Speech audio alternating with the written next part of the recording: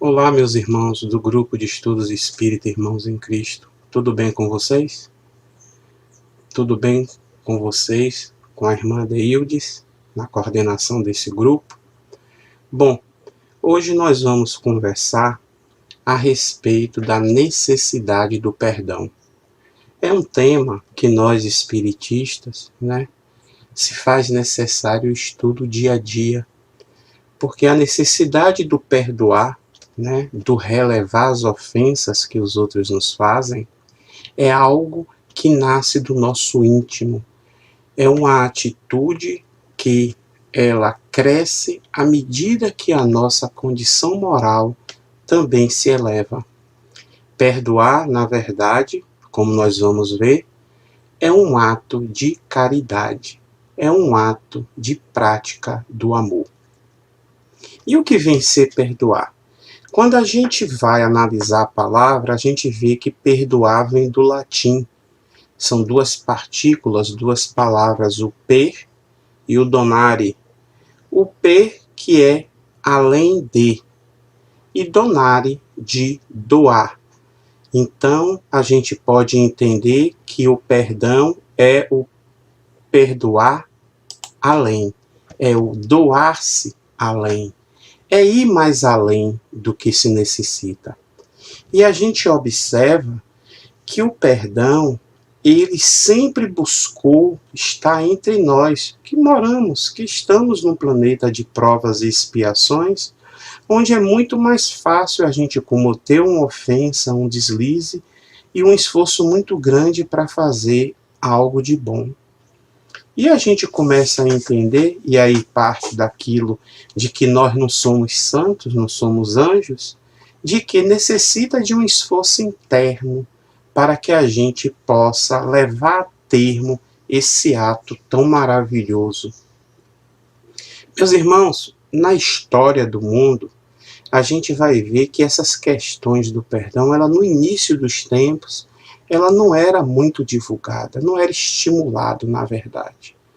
Eu começo, por exemplo, citando lá atrás, no Código de Hammurabi, um dos primeiros códigos de leis do mundo, da humanidade, em que ele dizia, por exemplo, de que se um construtor ele construísse uma casa para outro e essa casa viesse a cair, então a casa dele tinha que ser destruída. E que se essa casa que foi construída, ela viesse a cair e o filho do morador morresse, o filho do construtor tinha que ser morto. É aquela lei de tal e qual, a lei de Talião. Olho por olho, dente por dente. Uma lei completamente, diretamente oposta à lei do perdão, à lei de amor. A gente observa no Gênesis, por exemplo, como Amaleque, ele tenta, ele faz as atrocidades dele em matar pessoas, matar uma criança, e ele chega ao ponto de se dizer de que ele era pior do que Caim, que não merecia ele ser perdoado 7 vezes. Ele não merecia ser perdoado por 7 vezes. Ele merecia pagar aquilo por 70 vezes. Daí o porquê perdoar 7 vezes, que mais tarde Pedro vem a dizer ao Mestre Jesus, vem a perguntar ao Mestre Jesus acerca das ofensas. A gente observa, um pouco depois na China, com Lao Tse, um filósofo, ele que era um filósofo do rei de determinada província da China, ele que é responsável pela fundação da religião taoísta, a gente vem e ele já dizia naquele tempo, 600 anos antes de Jesus, que nós devíamos pagar o mal com o bem. Porque, acrescentava ele, o amor é vitorioso no ataque e invulnerável na defesa. Vejamos que já nessa época já se sabia que o caminho era o caminho da prática do amor. A gente vai vendo mais adiante de que no Velho Testamento em si, o perdão das ofensas, o perdoar, ele não era muito estimulado, mas existem casos existem relatos de perdão, dos quais um dos maiores que a gente pode ver nas Sagradas Escrituras, né, no Antigo Testamento, é o perdão de José, do Egito, com seus irmãos, que José, ainda bem cedo, ainda jovem, ele, por ciúme, né, por inveja dos irmãos mais velhos, né, ele foi vendido, né, a um grupo de mercadores como escravo, e ele foi para o Egito. E anos depois, ele já se torna uma pessoa eminente, né, no grupo do faraó, do comando do Egito. Ele recebe os irmãos e perdoa a todos. José não procurou se vingar. Pelo contrário, ele recebe os irmãos e dá a eles trabalho, e dá a eles alimento num período de grande seca, de grande crise na região. Então, o ato de perdoar, ele vai se tornando algo, saindo daquilo da timidez ao longo da história, para algo a ser uma prática incessante, algo como uma obrigação que temos de ter para podermos crescer. E esse ápice, óbvio, como não poderia deixar de ser, ele chega com o nosso Mestre Jesus. O nosso Mestre Jesus, com seu evangelho de amor, com a sua boa nova, ele nos mostra que o amor é o caminho, o amor é a solução. E aí a gente começa a entender de que quando Jesus nos demonstra, através das parábolas, né, através das suas falas, de que o caminho é o amor, nós vamos entendendo paulatinamente que só verdadeiramente ficaremos felizes, ficaremos jubilosos conosco mesmo, se aprendermos a praticar a caridade, se aprendermos a perdoar. Tal qual o exemplo da mulher, a passagem da mulher adúltera, em que Jesus está em frente ao templo, né, do lado de fora, e vem e trazem até ele uma mulher e que dizem a Jesus, né, de que ela foi pega praticando adultério, e perguntam de chofre, né, a queima-roupa ao mestre Jesus o que é que iria fazer. E mais, que as escrituras diziam que ela tinha que ser apedrejada até a morte. E eis que o mestre Jesus, conforme está lá na Bíblia, ele começa a olhar para o chão, né, pega e começa a riscar palavras no chão, e depois de um certo tempo, ele vira para aquela sanha, né, aquela multidão que estava ali, né, querendo já iniciar o apedrejamento, ele diz a seguinte frase: aquele que não tiver pecado, que atire a primeira pedra. E eis, meus irmãos, que acontece que um por um, começando pelos mais velhos, porque provavelmente eram os que tinham mais pecados, até os mais novos, eles vão largando as pedras e vão se afastando do local. Até que não resta mais ninguém, apenas a mulher adúltera diante dele. E ele a olha e pergunta: mulher, onde estão aqueles que te acusavam? E ela responde a ele: foram embora, Senhor. E ele responde magnanimamente. Ele diz para ela que ele também não a condenará, que ela volte e não cometa mais pecados. Olha a atitude do Mestre Jesus. Olha a atitude do doar-se além, do perdão. Meus irmãos, a gente começa a entender de que o fato de sermos esclarecidos, de termos inteligência, somos seres inteligentes, não nos dá o direito de querer dominar, de querer impor perante os outros. Ora, se não podemos nos impor perante os outros, quem dirá sofrermos ações dos outros, ofensas, e querermos retribuir na mesma moeda. Como já dissemos, o fato de estarmos recebendo ofensas não nos dá o direito de pagarmos com a mesma moeda. Na verdade, se a gente for observar, o mal que nos faz mal É aquele mal que a gente faz quando reagimos mal ao mal que nos fazem. A gente vai observando de que as nossas reações perante o outro, perante a sociedade, é que vai ditando a característica nossa, de como nós somos intimamente. A que ponto de transformação moral nós já chegamos. Então, a necessidade do perdão, ela é algo essencial para a evolução do ser humano. Ela é algo essencial para nós, aprendizes do Evangelho, que aqui estamos num mundo de provas e expiações, em que estamos nos submetendo, não é isso? Às vicissitudes, às questões que vêm a nos atacar e que temos por obrigação vencer, mas vencer segundo as tratativas, segundo a maneira do amor. E aí, meus irmãos, a gente vai observando que nessa trajetória de procurar o amor, da necessidade de perdoar, o próprio apóstolo Pedro nos fala de que o amor cobre uma multidão de pecados. O próprio Jesus Cristo, nosso mestre, nos diz que iria reconhecer os seus discípulos por muito se amarem.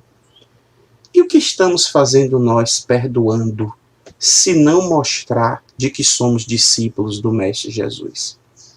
A gente precisa, antes de mais nada, como o próprio Mestre nos diz, antes de fazer qualquer coisa, reconciliar com o nosso adversário.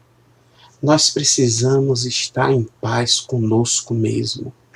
Não podemos, meus irmãos, acumular dentro de nós todos os remorsos das ofensas recebidas, de tudo aquilo que nos desagradou, nesta e em outras vidas, nas nossas vidas passadas, porque criamos dentro de nós, criamos intimamente um lixo mental. E um lixo que faz mal, como o próprio nome nos diz, e que é difícil de fazer uma limpeza, é uma limpeza árdua. Então procuremos vencer os nossos preconceitos. Não somos melhores do que ninguém. Nós precisamos saber nos conhecer. A primeira tentativa nossa de procurar perdoar a alguém é nos perdoar. A gente só consegue perdoar a alguém se a gente já se perdoa. Paulo, o apóstolo, ele nos diz que nessa luta a gente não pode simplesmente abandonar no meio do caminho. Ele nos convida lá em Hebreus, no capítulo 12, versículo 12, de que nós devemos se reerguer, portanto, levantai seus braços cansados e os joelhos desconjuntados. É o levantar a poeira e dar a volta por cima. Então a gente tem que começar a ver de que o ato do perdão, ele está naquela virtude maravilhosa que é a virtude da caridade. Fé, esperança e caridade. Mas dessas, esta última é a mais importante. Tanto é assim que na questão 886 do Livro dos Espíritos, Kardec pergunta diretamente aos espíritos qual o entendimento de Jesus acerca da caridade. Repare, ele não perguntou se era Santo Agostinho, se era São Luís que estava ali respondendo a ele, o que é que eles pensavam acerca da caridade. E sim, o que Jesus pensava acerca da caridade. E isso é interessante, essa pergunta de Kardec. Por quê? Porque nós sabemos que Jesus veio à Terra para transmitir os pensamentos de Deus. E mais, ele nos disse que ele era o caminho, a verdade e a vida, e que ninguém ia ao Pai senão por ele. Logo, a pergunta de Kardec, ele estava querendo ouvir do nosso mestre maior. Ele estava querendo ouvir do nosso modelo e guia. E os espíritos respondem, aquela célebre frase de que é a benevolência para com todos. a indulgência para com as imperfeições alheias e o perdão das ofensas. Meus irmãos, se a gente for observar, existe algo de grande, de suntuoso do ponto de vista moral.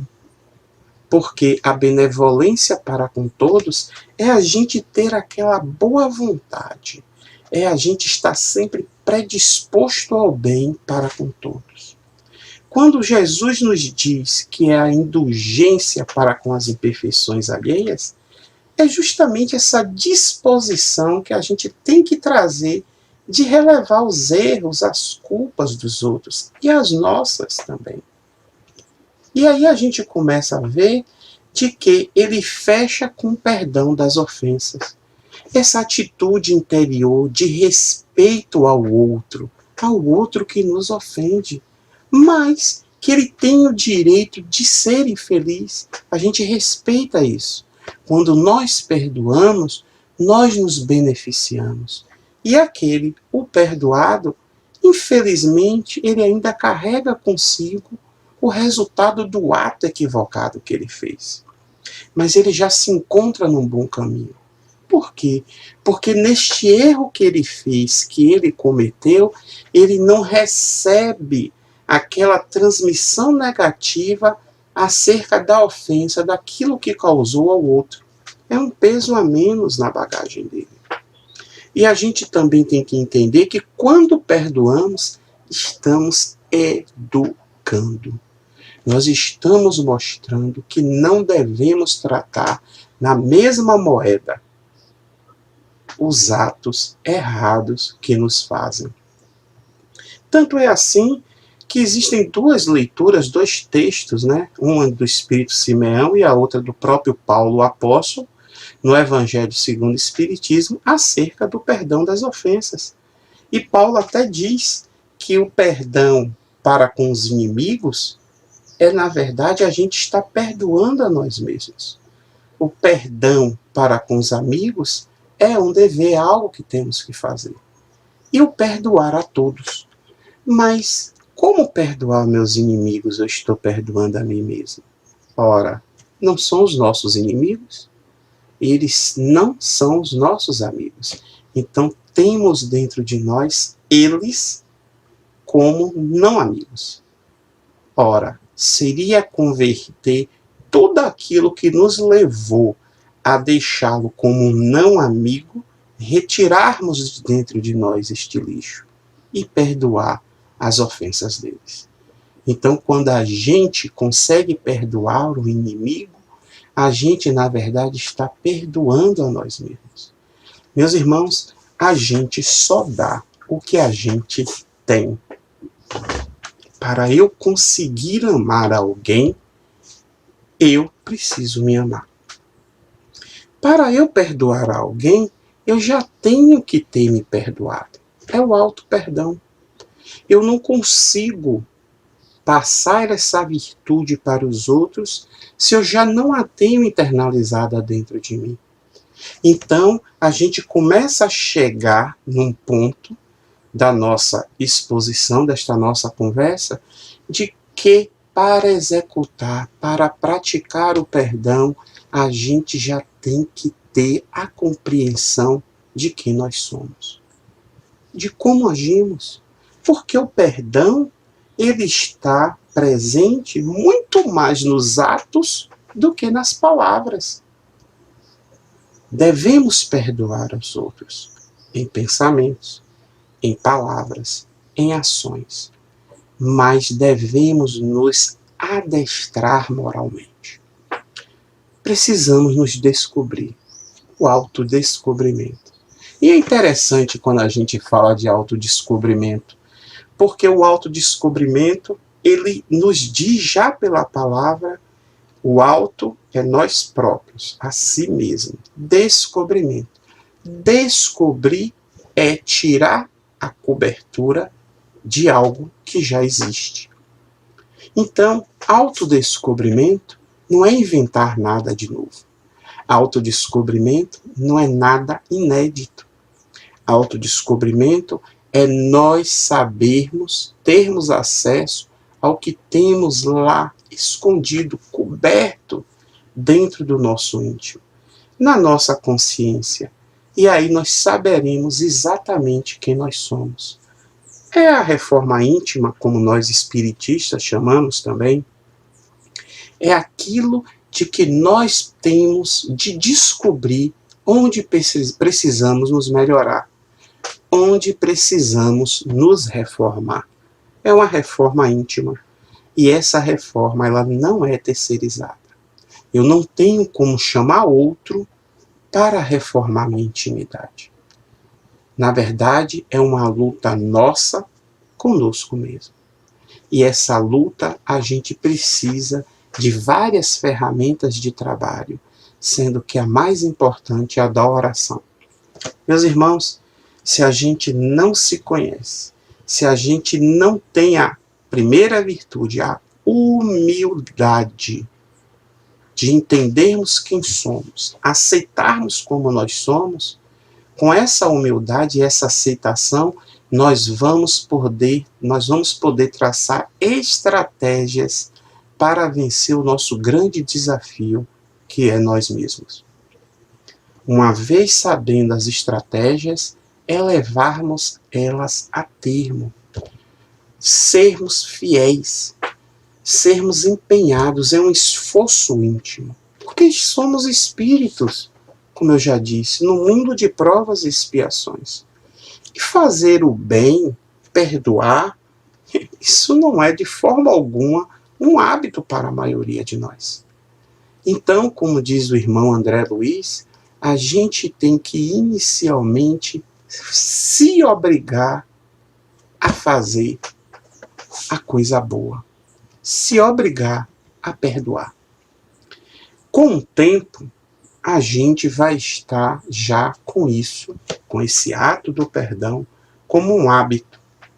E mais adiante, esse hábito ele vai se internalizar dentro de nós. E aí vai passar a ser algo espontâneo. Obrigação, hábito, espontaneidade. Eis o que André Luiz nos fala. Porque se nós não aceitarmos nós mesmos como somos, nós estaremos sendo orgulhosos. Na verdade, é o grande contraponto do perdão. Nós não conseguimos nos perdoar porque não queremos que os outros saibam, que os outros vejam o quanto de erros nós temos ou trazemos. É o orgulho que trazemos dentro de nós. E precisamos vencer esse orgulho, que aliás é o grande objetivo do Espiritismo, destruir o orgulho. O orgulho ele é o grande responsável pelos males que acometem, pelas mazelas morais que assolam a humanidade. E não seria diferente, porque nessas mazelas morais que estão vinculadas diretamente aos nossos erros, equívocos de vidas passadas ou até desta própria encarnação, é que nós vamos poder crescer, porque nessas aflições nós crescemos. E o Mestre Jesus, ele não nos mentiu acerca disso. Ele nos disse que no mundo nós teríamos aflição, mas que tivéssemos bom ânimo, pois ele venceu o mundo. E aí a gente observa de que o vencer o mundo já é o caminho, não é meio caminho andado, é o caminho todo. Daí por que termos ele como nosso modelo e guia? No mínimo, devemos nos questionar que ele, como nosso modelo e guia, é imitá-lo, é segui-lo, é ver as coisas que ele fez para fazermos igual. É um ídolo, como os jovens de hoje em dia, ou de sempre, através dos atores, né, dos cantores, né, que seguem, né, que são os seus ídolos, os seus ícones. Jesus é o nosso ícone maior. E a gente vai observando, meus irmãos, que o ato do perdão, ele nos mostra claramente na cruz. Já nos seus momentos finais, enquanto esteve aqui na terra. A gente observa que aquela turba toda odienta lançando-lhe palavras, né, de baixo calão, né, impropérios, e ele diz o quê? Pai, perdoa-lhes, pois eles não sabem o que fazem. Assim somos nós ainda, meus irmãos, nessa nossa imaturidade, nessa nossa infância espiritual. Estamos sempre precisando do perdão de Deus. Estamos sempre precisando da misericórdia divina. Então, por que não fazermos o mesmo com os nossos semelhantes? Por que não usarmos esta misericórdia? Por que não usarmos essa benesse do perdão que recebemos de Deus, nosso Pai, para transmitir, para espargir junto aos nossos semelhantes? Daí entra novamente o orgulho. Eu posso tudo. Isso é meu. E eu posso, e eu não preciso que ninguém saiba do que eu sou, porque por mim já basta o que eu sou. Não é assim. Nós somos filhos de Deus. Deus é amor. Então somos filhos do amor. E se trazemos esse amor dentro de nós, nós temos que fazer brilhar essa centelha divina. Nós temos que fazer brilhar essa luz. E o brilhar essa luz, o perdão das ofensas, ele está inserido nessa passagem. E essa transição, essa passagem de nossa vida, da infância para a madureza espiritual, a prática do perdão, ela é parte essencial. Jesus nos disse que quando alguém pedisse a capa, nós também dessemos a túnica. Doar além. E se alguém pedir para que andássemos 1000 passos, andássemos 2000. Doar além. Essa é a proposta do Evangelho de Jesus. Essa é a proposta do perdão.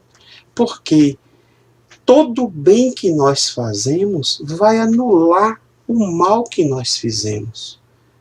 O fato de perdoarmos, meus irmãos, as ofensas, não significa que a dor vai passar. Não significa que vamos, muitas vezes, esquecer o que foi feito.